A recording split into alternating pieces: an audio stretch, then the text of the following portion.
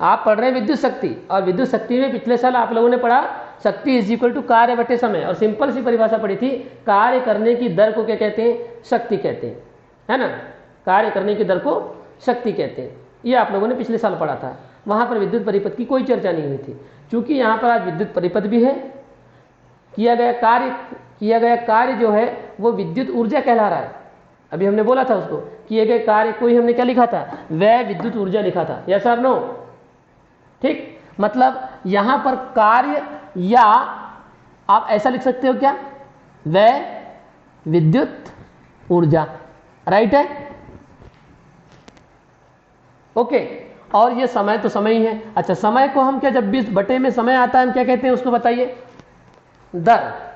जब भी बटे में समय आता है क्या कहते हैं उसको, हम दर कहते हैं। तब यहां पर दो परिभाषा बन जाती है, किसी विद्युत परिपथ में क्षय विद्युत ऊर्जा की दर को, क्षय मतलब खर्च होने वाली, है ना। अगर हम क्षय बोलना चाहे तो क्या बोलेंगे, खर्च होने वाली ऊर्जा क्षय की दर को भी बोल सकते हैं आप। किसी विद्युत परिपथ में ऊर्जा क्षय की दर को, ऊर्जा क्षय की दर को, किया गया कार्य या वह विद्युत ऊर्जा है, तो वो जो ऊर्जा खर्च हो रही है, ऊर्जा का जो क्षय हो रहा है ना, उसको क्या बोलेंगे हम, विद्युत शक्ति कहेंगे। किसी विद्युत परिपथ में ऊर्जा क्षय की दर को, दर कहां से आया, दर शब्द कहां से आ गया, बोलो, समय। जब भी बटे में जब समय आता है उसको हम दर बोलते हैं। जैसे कार्य करने की दर, वेग में परिवर्तन की दर पढ़े हो पिछले साल, तो वैसी अब चूंकि विद्युत ऊर्जा पढ़ रहे हैं, विद्युत शक्ति पढ़ रहे हैं, इसलिए हम विद्युत परिपथ की बात कर रहे हैं। तो किसी विद्युत परिपथ में ऊर्जा क्षय की दर को क्या कहते हैं, शक्ति कहते हैं। ठीक है, पहली परिभाषा। दूसरी परिभाषा होगी, किसी विद्युत परिपथ में धारा प्रवाहित करने पर कार्य होने की दर को क्या कहते हैं, शक्ति कहते हैं। तो ठीक है, कार्य भी हो रहा है, क्या दिक्कत है, कार्य भी तो हो रहा है ना, तो कार्य होने की दर को भी क्या कहेंगे हम, शक्ति कहेंगे। ठीक, तो इस तरह से आपके पास में दिशा विषेन, रक्षा, दोनों अपने माइक बंद कर दो, है ना। ओके, तो दोनों परिभाषा क्लियर हो गई। अब पहली परिभाषा क्या है, किसी विद्युत परिपथ में ऊर्जा क्षय की दर को, ऊर्जा क्षय की दर को शक्ति कहते हैं, विद्युत शक्ति कहते हैं। या किसी विद्युत परिपथ में धारा प्रवाहित करने पर कार्य होने की दर को क्या कहते हैं, विद्युत शक्ति कहते हैं। ठीक है, अब यहां पर हम इसका डेरिवेशन देख लेते हैं। माना कि किसी विद्युत परिपथ में टी समय में, किसी विद्युत परिपथ में टी समय में आई धारा प्रवाहित कर रहे हैं हम, है ना। क्या बोलेंगे, इसको थोड़ा सा जमा लो। किसी विद्युत परिपथ में टी समय तक आई धारा प्रवाहित करने पर वह विद्युत ऊर्जा या किया गया कार्य W हो। व्यंजक भी देख लेते हैं। माना कि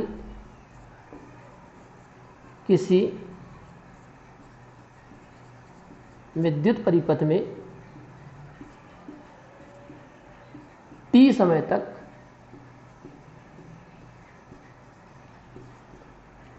तक क्या करेंगे, आई धारा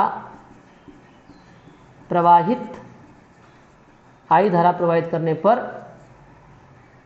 वह विद्युत ऊर्जा या किया गया कार्य, है ना, वह विद्युत ऊर्जा या किया गया कार्य W हो। तब शक्ति की परिभाषा क्या है, शक्ति इज इक्वल टू कितना है, कार्य बटे समय, है क्या नहीं। तो P बराबर W अपान कितना आएगा, T, यस और नो। P बराबर क्या आएगा, P इज इक्वल टू आ जाएगा आपके पास में W अपॉन T आ जाएगा। अब W बराबर आप लोगों ने क्या पढ़ा है बताइए, इसको समीकरण नंबर 1 दे दीजिए। परंतु बताओ W बराबर क्या पढ़े हो आप लोग, अभी पढ़े हो VIT, जिसको मैंने बोला था याद करना है आपको, नहीं, अरे पढ़े हो कि नहीं, अभी VIT पढ़े हो कि नहीं, बताओ ये वाला पढ़े हो तो रखो ना मान यहां। समीकरण 1 से P is equal to W का मान VIT अपॉन T, T से T कट गया, T से T कट गया तो क्या आया बताओ, P इज इक्वल टू क्या आया, V इंटू आई, है ना, VI आ गया। ठीक है, इसको दे दो समीकरण नंबर 2। ये शक्ति का एक महत्वपूर्ण सूत्र आ गया, विभवांतर और धारा के गुणनफल को शक्ति कहते हैं। एक परिभाषा ये मिल गई आपको, विभवांतर और धारा के गुणनफल को क्या कहते हैं, शक्ति कहते हैं। अच्छा, समीकरण नंबर जब 2 आ गया है तो अब देखो फिर से ओम का नियम, बहुत सरल है, आप खुद सोचेंगे कि क्यों पढ़ा रहा हूं मैं इतना सरल, है ना, लेकिन अब आप क्या बोलूं मैं। अब ओम के नियम से क्या होता है, ओम का नियम, V is equal to R I. तो V इज इक्वल टू जब आर आई होता है तो यहां से V का मान कहाँ रख देना चाहिए हमको, कहाँ रख देना चाहिए, समीकरण नंबर 2 में रख देना चाहिए। क्या हो गया वीणा, आवाज क्या हुआ तुम्हारे, हाँ तुम्हारी आवाज पहचान आ जाती मेरे को। V का मान आर आई, तो ये हो गया आर आई, V का मान, है ना, V का मान आर आई और ये पहले से आई रखा हुआ है, तो क्या आ जाएगा बताओ, P बराबर आर आई स्क्वायर। ये आपके पास में क्या आ गया, समीकरण नंबर 3। ठीक, कितने सूत्र हो गए अभी, 2। पुनः फिर ओम का नियम लगाइए आप, पुनः ओम का नियम अभी किए थे आपने, पुनः ओम के नियम से क्या होगा, ओम का नियम, V is equal to R I implies that I is equal to क्या होगा, I is equal to V upon R। Yes, कहाँ मान रखोगे बताओ, समीकरण फिर 2 में मान रख दीजिए। समीकरण नंबर 2 ये है, P बराबर V इंटू आई, यहां मान रखिए P is equal to V, कहाँ गया, V और I का मान है हमारा V अपॉन R, तो V अपॉन R, ये कैपिटल, ये जो जितने भी विभवांतर मैं बना रहा हूं वो सब कैपिटल V हैं, याद रहेगा, क्या है ये, कैपिटल V। ठीक है, ज़्यादा ही तो आप ऐसा ऊपर में ऐसा बना दीजिए ताकि आपको कैपिटल समझ में आते रहे। अब बताइए P बराबर कितना आ जाएगा, V square upon R, right है। इसको दीजिए समीकरण नंबर 4। अब अपने पास कितने सूत्र मिल गए बताओ, 3 सूत्र मिल गए ना, 2 3 4। तो क्या करेंगे बताएंगे, क्या लिखेंगे, समीकरण 2, समीकरण 3 व समीकरण 4 विद्युत शक्ति को प्रदर्शित करते हैं। यस और नो, क्या समस्या है, कोई समस्या नहीं होनी चाहिए, बिल्कुल नहीं होनी चाहिए, है ना। बड़े आसानी से परिभाषा दिया आपने, किसी विद्युत परिपथ में ऊर्जा क्षय की दर को शक्ति कहते हैं, इसे कैपिटल P से प्रदर्शित करते हैं। या दूसरी परिभाषा दी, किसी विद्युत परिपथ में धारा प्रवाहित करने पर होने वाले कार्य की दर को या किए गए कार्य की दर को क्या कहते हैं, विद्युत शक्ति कहते हैं। व्यंजक में दिखा, माना किसी विद्युत परिपथ में T समय तक I धारा प्रवाहित हो या I धारा प्रवाहित करने पर वह विद्युत ऊर्जा या किया गया कार्य W हो, तब शक्ति बराबर कार्य बटे समय। ये परिभाषा कार्य करने की दर को शक्ति वाला है। P is equal W upon T। फिर आप पूर्व अनुभव के आधार पर बोलते हैं कि किया गया कार्य या वह विद्युत ऊर्जा जो है W, वो है VIT, उसका सूत्र होता है W बराबर VIT। आपने समीकरण नंबर 1 में रख दिया, T से T कट गया, आपके पास पहला सूत्र आया P बराबर V इंटू आई। ये सूत्र बहुत काम का है, आपको याद रखना है। वोल्टेज और धारा के गुणनफल को शक्ति कहते हैं, राइट, ओके। फिर ओम का नियम लगा दिया, फिर वही घिसी पिटी बातें। ओम का नियम पहली बार लगाओ, V का मान निकालो, समीकरण नंबर 2 में रखो। फिर ओम का नियम लगाओ, I का मान निकालो, समीकरण नंबर 2 में रखो। उससे हमको 2 डिब्बे और प्राप्त होते हैं, और उस डिब्बे के व्यंजन हैं आपके P बराबर आर आई स्क्वायर और P is equal to V square upon R. तो ये तीनों डिब्बे में जो व्यंजन रखे हुए हैं वो आपको याद होने चाहिए। व्यंजन मतलब व्यंजक जो रखे हुए हैं वो आपको याद होने चाहिए। और समीकरण नंबर 2, 3 और 4 जो है वो विद्युत शक्ति को क्या करते हैं, प्रदर्शित करते हैं। राइट, यस और नो?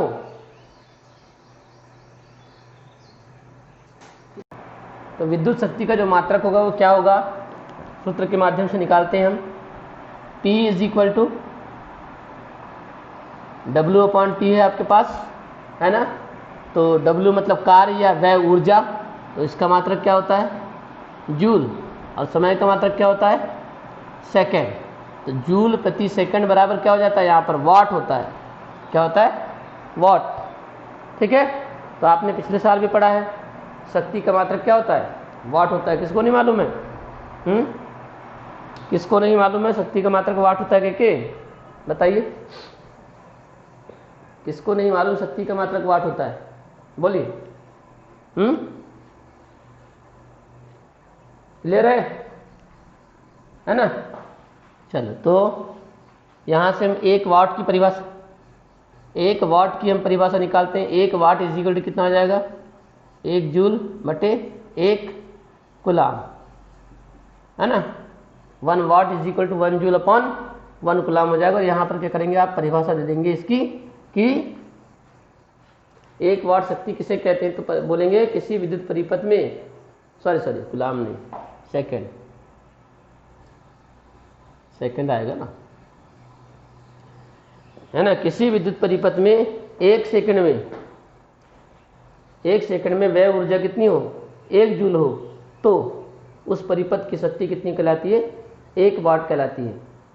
ठीक, बहुत आसानी से बता सकते हो। 1 सेकंड में वह ऊर्जा कितनी होनी चाहिए, 1 जूल होनी चाहिए। जैसे मान चलो आपके घर में विद्युत परिपथ है और उस विद्युत परिपथ में धारा आपने प्रवाहित कर दिया। ठीक है, धारा प्रवाहित करने पर अगर 1 सेकंड में 1 जूल की ऊर्जा क्या हो रही, खर्च हो रही है। भाई एक प्रकार से विद्युत की खपत किसको बोलते हैं, विद्युत की खपत का मतलब ही है आपके घर में कितनी ऊर्जा की क्या हो रहा है, कितनी ऊर्जा की खपत हो रही है, कितनी ऊर्जा का क्या कर रहे हो आप, उपयोग कर रहे हो। तो आपके घर में जो परिपथ है वो विद्युत परिपथ है, उसमें धारा प्रवाहित हो रही है। धारा प्रवाहित होगी तो क्या होगा, ऊर्जा की खपत होगी, है ना। और ऊर्जा की खपत कैसे होती है मैंने कल आप लोगों को बता चुका हूँ। ठीक, तो यहाँ परिभाषा क्या बनेगी, किसी विद्युत परिपथ में क्या बनेगी, किसी विद्युत परिपथ में 1 सेकंड में वह विद्युत ऊर्जा 1 जूल हो तो परिपथ की शक्ति 1 वाट कहलाती है। ठीक है, यहाँ लिख देते हैं। अतः क्या लिखेंगे, किसी विद्युत परिपथ में 1 सेकंड में वह विद्युत ऊर्जा 1 जूल हो तो परिपथ की शक्ति 1 वाट कहलाती है। ठीक है, तो बहुत आसानी से बना लोगे इसको। ठीक है कि नहीं, किसी विद्युत परिपथ में 1 सेकंड में वह ऊर्जा 1 जूल हो तो परिपथ की शक्ति 1 वाट कहलाती है। ठीक है, अब एक का सूत्र है आपके पास में, P बराबर V इंटू आई, है ना। एक का सूत्र था अपना समीकरण नंबर जो 2 था। अब P इज इक्वल टू क्या होता है, V इंटू आई। कल मैंने बोला था कि इस सूत्र को क्या करेंगे आप लोग, याद रखेंगे।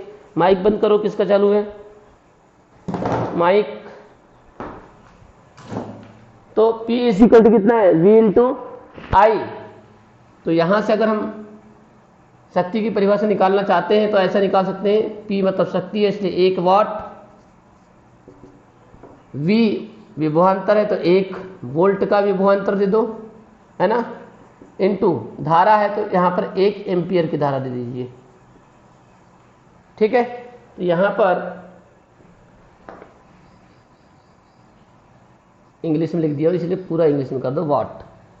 तो 1 वाट इज इक्वल टू क्या हो जाएगा, 1 वोल्ट इंटू 1 एम्पियर, है ना। ऐसी भी परिभाषा आप दे सकते हैं। तो यहाँ पर फिर अगर इस आधार पर हमको क्या करना है, परिभाषा देना है, तो क्या देंगे, किसी विद्युत परिपथ में 1 वोल्ट का विभवांतर आरोपित करने पर उसमें प्रवाहित धारा 1 एम्पियर हो तो परिपथ की शक्ति 1 वाट कहलाती है। बनेगा ये, यस और नो?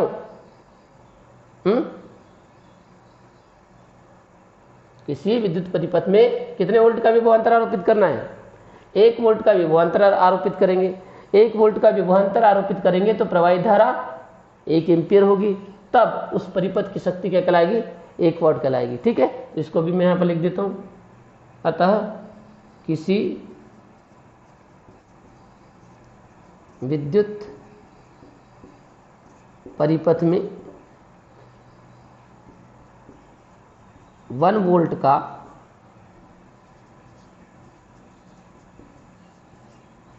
विभवांतर आरोपित करने पर उसमें प्रवाहित धारा